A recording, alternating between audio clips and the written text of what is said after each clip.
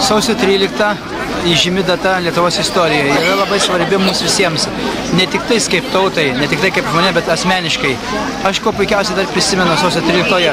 Tuo metu, būdamas studentas, aktyviai dalyvavau visose sąjūdžio mitinguose ir dalyvavau prieš Seimo, ginant jį nuo okupanto. Neteko man būti prie televizijos bokšto, kur žuvo žmonės, bet mes tą dieną nieko blogo nejausdami stovėjome prie Seimo, kūrename laužus, jį krovėme savo rankomis rytą barikadas. Tai neišdildomi įspūdžiai, kurie man ne tik tais istorinė, bet ir jausminė mintį sukelia. Šiomis dienomis stebėti filmai leido prisiminti ir iš naujo išgyventi praeitas akimirkas. Ir sunku patikėti, kad jau praėjo 20 metų.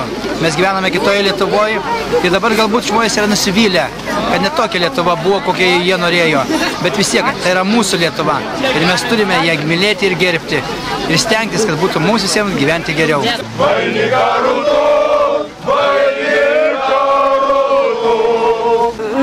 Labai tokie prisiminimai labai slogus yra.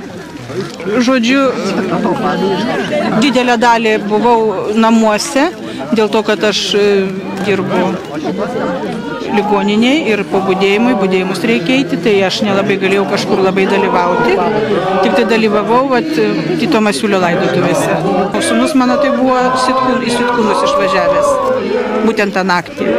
Jam buvo tada 16 metų, labai pergyvenau dėl to, kad, žinot, jaunas ir kažkur ne, o šiaip, Jėzus Marija, tiesiog sakau, nežinau.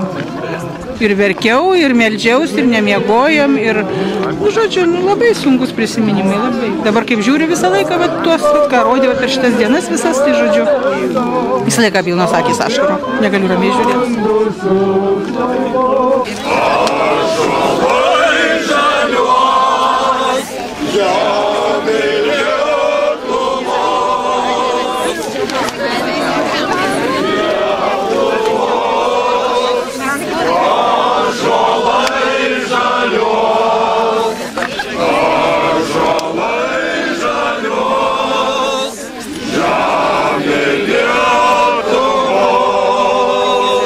Važiavom į Sitkūnus ir laukiam, sako, žmonių daug minia, taip pat laužas dega, visi šildomės.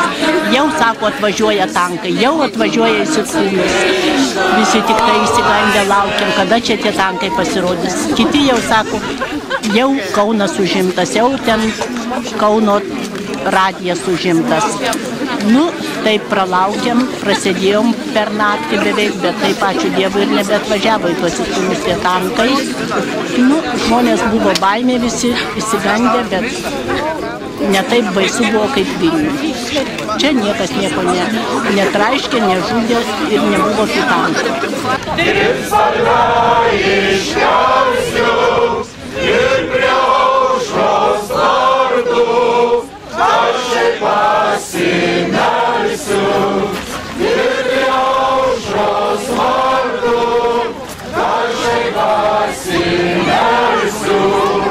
Mano vyras 3 paras laikė, Sitkūnuose barikadą statė.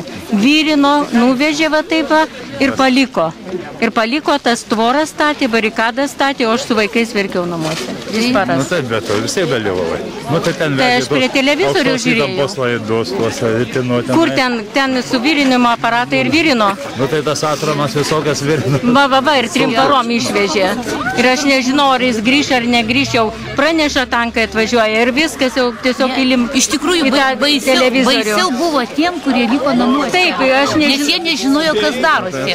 Tie, kur išvažiavo, ten stovėjo susivienėję, visi dainavo dainas, kūrė laužus, gėrė arbatą. Aš labai išgyvenau. Tikrai vaikas mažas verkė, tetiukas, o dar grįža, negrįš ir Dievas žino, žiūrim į tą televizorių. Tikrai labai išgyvenau. Matai, taip, kad kas ten ėjo, kas ten stovėjo, aš tai namie, bet buvo kitaip truputį. Baimė.